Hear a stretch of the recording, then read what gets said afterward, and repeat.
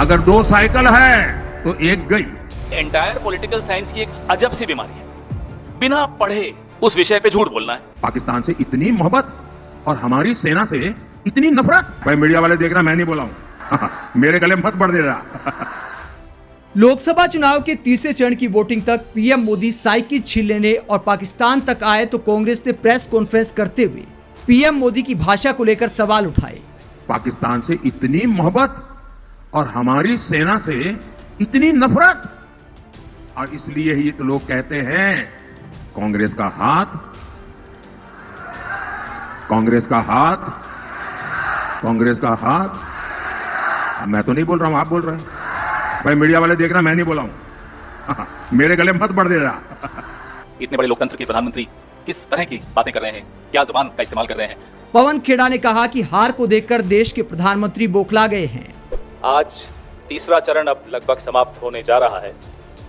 93 सीटों पर आज चुनाव हो रहा है और पिछले 2 चरणों में जो हाव भाव आपने देखे, आप हम सब ने देखे, पूरे विश्व ने देखे, देख के शर्मिंदगी भी हुई। इतने बड़े लोकतंत्र के प्रधानमंत्री किस तरह की बातें कर रहे हैं, क्या जबान का इस्तेमाल कर रहे हैं।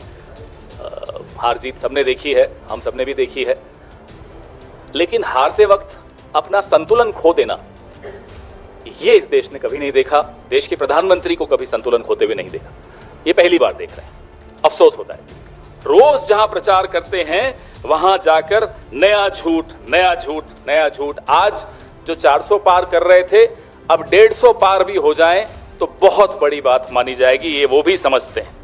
पवन खेड़ा ने कहा कि हमारा घोषणा पत्र पढ़े बिना पीएम मोदी मनगढ़ंत कहानियां बना रहे हैं और देश की जनता को बेवकूफ बना रहे हैं। गुमराह करना देश को, कभी इलेक्टोरल बॉन्ड्स पे झूठ बोलना, कभी हमारे मैनिफेस्टो पर तो उनको झूठ बोलने के ऐसे पारंगत हो गए हैं। हम उनको कहते हैं आप दिन भर उड़न खटोले में घूम रहे होते हो, एक आध कॉपी रख लीजिए ना मैनिफेस्टो की, हमारी पढ़ लीजिए रास्ते में। उस वक्त तो समय मिल ही जाता होगा, जब आम वाले इंटरव्यू नहीं चल रहे होते तो हमारा मैनिफेस्टो पढ़ लीजिए। नहीं, वो भी नहीं पढ़ना साहब को।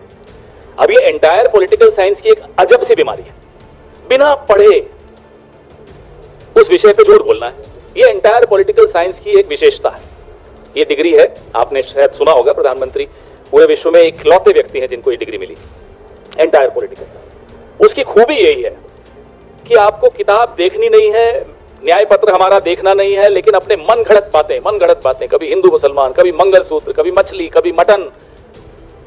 गुजरात तक चुनाव आया तो पाकिस्तान भी घुस गया चुनाव में, उसकी भी जिक्र शुरू हो गया। पवन खेड़ा ने पीएम मोदी के इंटरव्यू पर भी निशाना साधा और कहा कि मीडिया वाले मोदी के परिवार की तरह इंटरव्यू करते हैं और साहस के साथ सवाल करने की बजाय आम गुठली जैसे सवाल किए जाते हैं। आपने देखा कि अभी तीसरे चरण के पहले बड़े पारिवारिक माहौल में प्रधानमंत्री इंटरव्यू दे रहे हैं। मोदी का परिवार, वैसे वाले इंटरव्यू जिसमें आम, गुठली, पॉकेट मनी, टॉनिक, ऐसी चर्चा होती है जिसमें कोई साहब से सवाल पूछने की जरूरत नहीं करता। साहब कितने महान हैं ये बताने की प्रयास पूरा परिवार मिलकर कर रहा होता है। पत्रकारों को देख कर भी बड़ा बुरा लगता है, लेकिन वो भी बहुत जल्दी आजाद होने वाले हैं। उनकी स्वतंत्रता का 4 जून को वो भी स्वतंत्रता दिवस मनाएंगे। विपक्षी नेता पीएम मोदी के भाषणों को लेकर चुनाव आयोग से एक्शन की मांग कर रहे हैं। आप इस पूरे मुद्दे पर क्या सोचते हैं, कमेंट बॉक्स में अपनी राय जरूर दें।